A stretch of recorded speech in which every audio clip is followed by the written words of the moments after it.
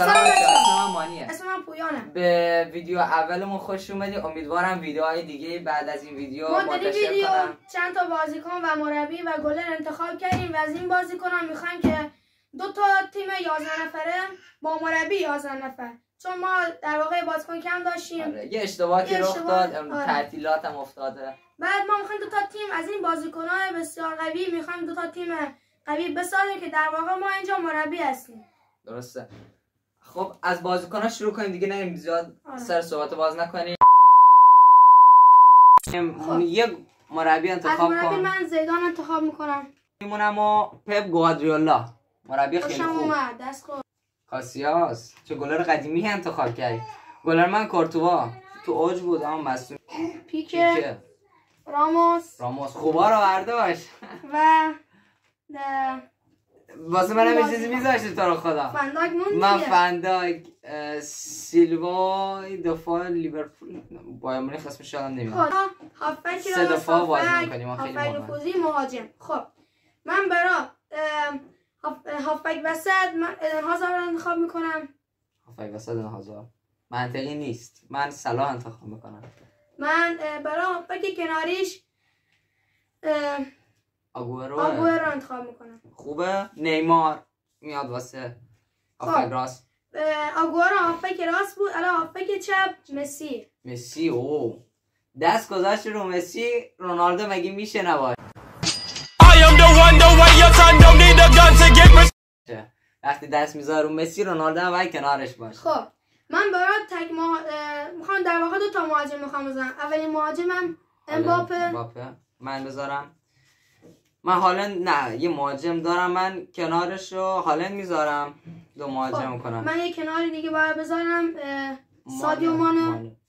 منم برناردو سیلوا هافبک وسط. آخرشم استرلینگ میمونه که منم انتخابش میکنم. نمیدونم برای چی میخوام. خب بریم واسه ترکیب. بعد دفاع بذار همزمان بچینیم. منم گلرامو میذارم کورتوا. گلرا تقریبا دفاع آخر من راموس رو میذارم. خوبه. بعد کنارش دفاع آخر حس میکنم کار رو جمع میکنه. خیالتون افنداک راحت باشه. کنار راموسم یعنی سمت راستش این بازیکن رو میذارم. اسم یادم میره. خب منم ایشونو میذارم. خب الان میریم برای هافبک راست، هافبک چپ، هافبک وسط. خب اولا همیشه ترکیب نازی. خب 2 تا مربیای بزرگ. خب بعد من برای هافبک وسط که امباپه رو انتخاب کردم. امباپه هافبک وسط یکم منطقی نیست ترکیبش. خب مربی دیگه ازش برمیاد چیزا. وگرنه ترکیب منطقی نیست. هافبک وسط من صلاح گذاشتم. هافبک چپ لیونل مسی. بال. هافبک چپ میذارم نیمار. هافبک وسط ایدن هازارد انتخاب کرده بودم. ایدن هازارد. بعد هافبک راست امباپه بود. خب گفتیم که برای مهاجم اول من آگورو میذارم. منم هالند میذارم. هالند و رونالدو ترکیب میشه 3-1-4. خب من گفتم که هافبک مهاجم راستم. هازارد گذاشتم هافبک نفوذی که پاسای عمقی ارسال کنه برای حمله کردن، پاس ارسال کنه برای سادیو مانه و استرلینگ.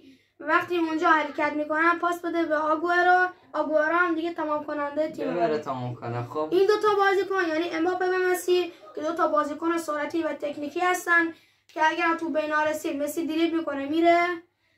لیونل مسی توی دروازه. خب منم ترکیبم نسبتا مثل ترکیب تو، فقط من مهاجما یکم اسم کنم قوی‌تره نسبت این مهاجما کجا اینا کجا. گذاشتم 2 تا هافبک گذاشتم تغذیه کنن مهاجما رو. دفاع هم خب ماشاءالله همشون ستون قوی. خب امیدوارم بازی خوبی داشته باشن. خب آماده واسه بازی قوی. بله.